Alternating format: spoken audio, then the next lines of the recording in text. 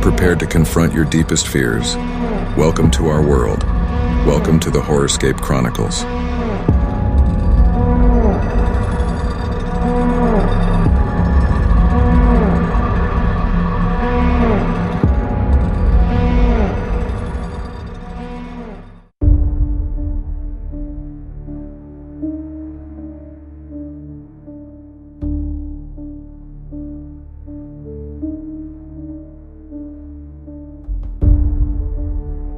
सन 1983 में बिहार के पूर्वी चंपारण जिले के एक छोटे से गांव बेलाही में एक पुराना कुआं था जिसे गांव वाले रक्त कुआं कहते थे।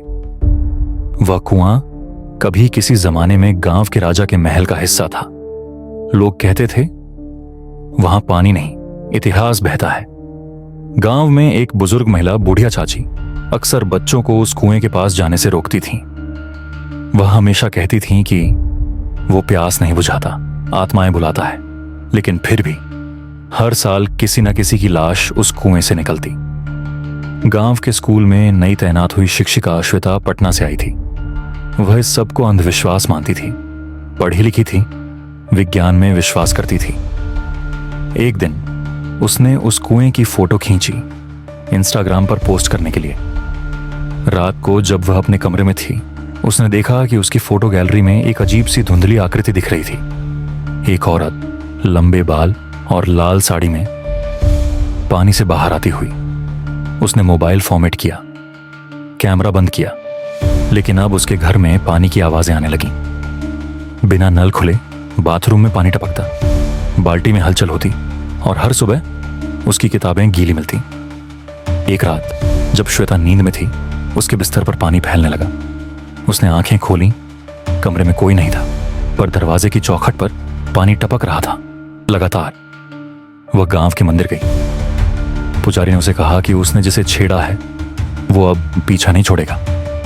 वह अपने किराए के घर में लौटी और तय किया कि वह आखिरी बार कुएं पर जाएगी। दोपहर को वह अकेले गई। उस कुएं के पास पहुंचकर देखा कि कोई भी नहीं था, पर आसपास की हवा में नमी थी और एक सड़ी हुई बदबू फैली हुई थी। उसने हाथ जोड़कर माफी मांगी, वहां कुछ फूल चढ़ाए, लेकिन जैसे ही वह पलटी, किसी ने उसकी छोटी खींची। वह जोर से चीखी, पर आवाज बाहर नहीं आई। उस रात के बाद श्वेता कभी नहीं दिखी। गांव वाले कहते हैं उसकी चप्पलें कुएं के पास मिली, भीगी हुई। फोन भी वहीं पड़ा था, कैमरा ऑन था और उस आखिरी फुटेज में कुएं से निकलती वही औरत फिर दिखी थी।